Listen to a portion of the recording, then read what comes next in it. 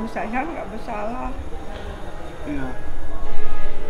Karena ngebela pabrik itu ya. Iya. Kalau nggak ada duit, pakai rumah saya dijaminin ke bank. Ada buktinya. Saya segala pun juga ada buktinya. Baik. Jadi teman-teman ya, kita bisa lihat ya bagaimana seseorang ini yang sudah berusaha bertikad baik untuk menjalankan bisnis demi kelanjutan ekonomi Indonesia, tapi banyak sekali di Indonesia ini dijolimi teman-teman ya. Jadi saya mohon kepada pemerintah, terutama pada presiden yang baru, Presiden Prabowo, untuk lebih diperhatikan ya industri penegakan hukum. Karena industri penegakan hukum ini di Indonesia saat ini bobrok, hancur, rusak ya. Saya bilang itu sudah hampir nggak ada obatnya.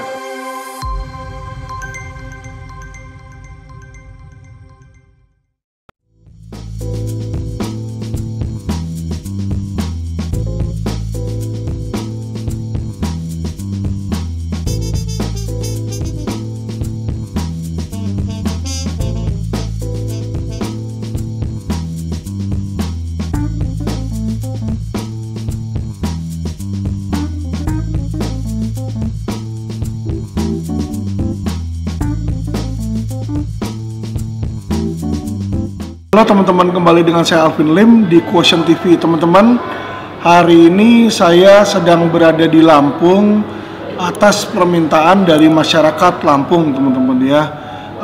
Di hadapan saya ini ada seorang ibu dari Lampung yang sedang mengalami kasus hukum keluarganya, teman-teman ya.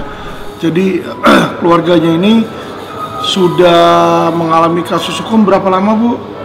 Ditahannya. Kasusnya ini udah berapa lama? Setahun setengah. Udah setahun setengah ya teman-teman ya. Dan setahun setengah selama mengalami kasus hukum, dia sudah ada pengacara. Namun sangat disayangkan pengacaranya ini, informasi yang saya dapatkan dari sang ibu tidak dapat dipercaya, sehingga bukannya lepas dari jeratan, malah justru makin dalam dan berujung dengan ditahannya sang suami ya Bu ya.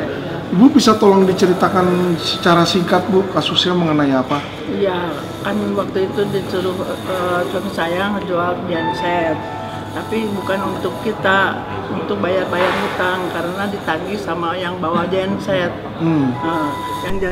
Padahal udah setahun lebih yang bawa genset itu nagih, sedangkan di pabrik udah nggak ada duit, jadi dipakai bayar, dipotong, malah dapat uangnya 133.075.000, 750 juta.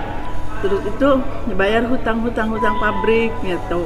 Udah setahun lebih, nggak tahu kenapa dibilang penggelapan gitu. Padahal mah bukan kita yang makan uangnya juga untuk bayar hutang pabrik, karena pabrik banyak hutangnya, pakai duit saya aja ya, di toko maksudnya. Pabrik minjem duit toko aja hampir 500 juta. Oke. Jadi kalau saya dengar cerita ini sebenarnya unsurnya keperdataan ya, bukan pidana. Karena ada beberapa orang yang membuat pabrik bersama di dalam akta CV ya di situ ya. Nah, salah satu orang pemilik yang sudah nggak aktif di dalam pabrik itu ternyata menganggap punya bagian dalam genset yang dijual tersebut, padahal pabrik tersebut pun juga punya banyak hutang gitu ya Bu ya. Jadi kalau dilihat di sini adalah antara kewajiban dan tanggung jawab pun juga kalau kita lihat lebih banyak tanggung jawab yang harusnya mereka bayarkan di situ. Terus yang menarik di sini adalah sempat ada permintaan uang dari pihak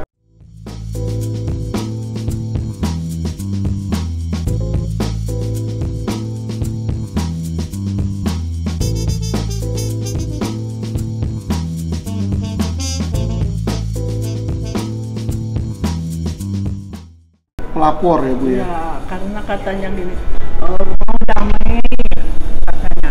Saya tanya mau damainya cara apa? Tapi mereka nggak ngomong, akhirnya belakangan ngomong minta 10 miliar lebih. saya dari mana duit 10 miliar, sedangkan uang yang jual genset cuma 133 juta. Iya. Ya, dipinta 10 miliar lebih dari mana? Saya nggak sanggup gitu. Baik. Makanya dari itu suami saya pulang dari berobat aja langsung di ini polisi gitu, ditangkap polisi di bandara.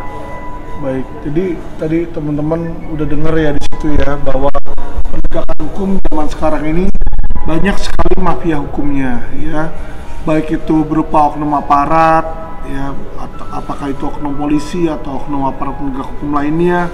Ini kita bisa lihat si ibu ini juga bilang bahwa dia diperas sejumlah uang ya, kurang lebih 10 miliar rupiah ya, pada kasus yang hanya 100 juta di sini. Jadi kalau saya lihat kemungkinan pun juga mungkin gensetnya itu nggak benar-benar di penggelapan, tapi bisa berupa jebakan di situ ya Bu ya. Nggak tahu, karena sampai sekarang pembelinya pun juga nggak tahu. Karena ditanya juga siapa yang belinya nggak tahu, polisi aja nggak pernah nanya pembelinya siapa sampai sekarang. Nggak tahu, kayaknya suami saya ini jolimi, saya dikriminalisasi. Baik, makanya teman-teman bisa lihat dengan hal sepele seperti itu, akhirnya sang suami pun ketika baru balik dari luar negeri berobat, langsung ditahan oleh polisi teman-teman ya, dan dimintain 10 miliar informasinya. Jadi kalau kita lihat di sini teman-teman,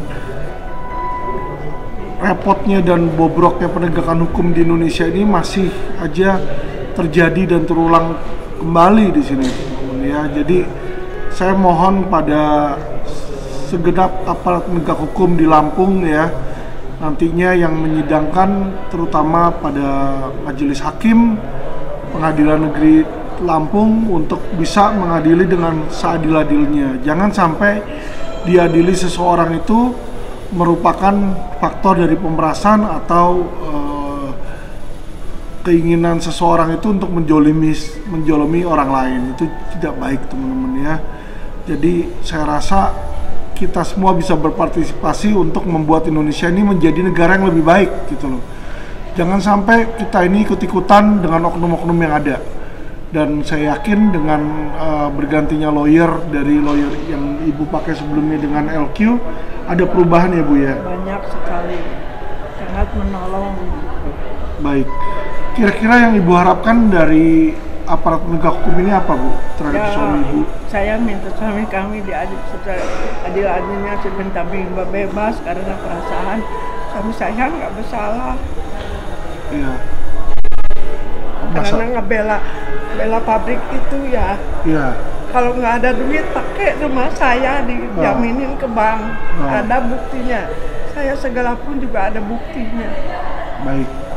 Jadi teman-teman ya, kita bisa lihat ya bagaimana seseorang ini yang sudah berusaha bertikat baik untuk menjalankan bisnis demi kelanjutan ekonomi Indonesia, tapi banyak sekali di Indonesia ini dijolimi teman-teman ya. Jadi saya mohon kepada pemerintah, terutama pada presiden yang baru, Presiden Prabowo, untuk lebih diperhatikan ya industri penegakan hukum. Karena industri penegakan hukum ini di Indonesia saat ini bobrok, hancur, rusak ya. Saya bilang itu sudah hampir nggak ada obatnya, dan ini pun bukan sebuah gosip berlaka atau bukan merupakan hinaan atau pencemaran bagi Indonesia, tapi kenyataan ya. Belum lama Panitra MA baru ditangkap mengantongi 900 miliar lebih ya, hampir 1 triliun, dan itu saya yakin uang dari ratusan kasus yang mereka pegang. Jadi kalau memang benar-benar mau berbenah, mungkin ya 90% dari hakim MA di Mahkamah Agung itu kemungkinan terlibat ya, dan siapa sangka kalau mungkin hal yang sama terjadi di Lampung ini teman-teman ya. Jadi Bapak Presiden mohon atensinya untuk adanya perubahan di bidang hukum, dan bantulah masyarakat, karena masyarakat seperti si ibu ini ya setiap hari hanya bisa menangis dan bersedih ya, apalagi suaminya yang sudah tua itu malah dimasukin ke dalam penjara. Dan saya yakin penjara itu ya bukanlah hal yang patut dijadikan sebagai sarana pertama untuk mencelakakan orang, ya, tapi sebenarnya itu merupakan ultimum remedium. Baik teman-teman dan juga kepada hakim untuk bisa memberikan keadilan bagi sang ibu. Oke, terima kasih Bu atas waktunya. Saya harap suami ibu segera lekas keluar. Besok ada sidang ya Bu ya di situ ya. Kita harapkan hakim memberikan yang terbaik ya Bu. Oke. Cuma begini ya Pak Alvin, saya yang gak herannya ya, kalau yang suami saya jual begitu dimasalahkan, kalau pabrik yang dijarah semua itu miliaran, mereka nggak pernah bahas. Kan saya aneh itu, kenapa mereka memaksakan suami saya berjarak. Baik, karena memang di Indonesia itu hukum masih tebang pilih Bu. Kalau nggak ada duit, pihak-pihak aparat penegak hukum, oknum-oknumnya seperti polisi nggak akan menjalankan aduan dari masyarakat. Itu yang masih terjadi di Indonesia, dan yang tadi teman-teman dengar sendiri, si ibu pun memberi pengakuan yang sama ya. Jadi yang saya dengarkan baik dari Lampung, Jakarta ya, bahkan di wilayah-wilayah lain itu di Indonesia sama aja ya, menunjukkan betapa bobroknya dan rusaknya hukum dan sistem di Indonesia. Terima kasih teman-teman dan salam cerdas hukum.